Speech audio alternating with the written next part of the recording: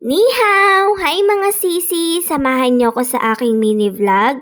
Gusto kong i-share sa inyo kung ano yung mga klase ng pang-ulam dito sa China.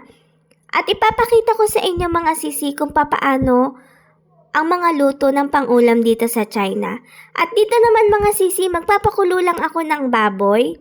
At pag kumulo na yung baboy mga sisi, maglalagay naman ako dito ng mais at saka seaweed.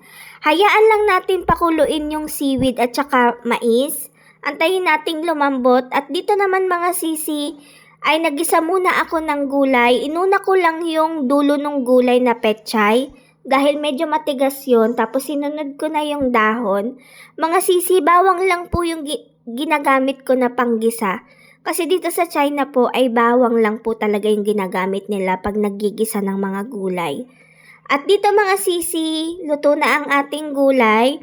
Huwag niyo pong tatakpan mga sisi pag nagigisa kayo ng gulay para mukha pa rin siyang fresh at green na green pa din yung kulay ng dahon.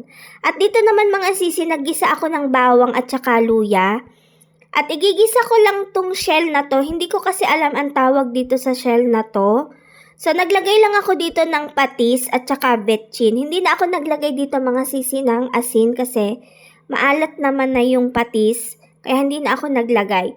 Tapos itong gulay na to, dahon na to, hindi ko alam kung anong klaseng dahon to. Kasi pag bumili ka nito mga sisi, itong shell na to ay may kasama talagang dahon. Inilalagay talaga siya.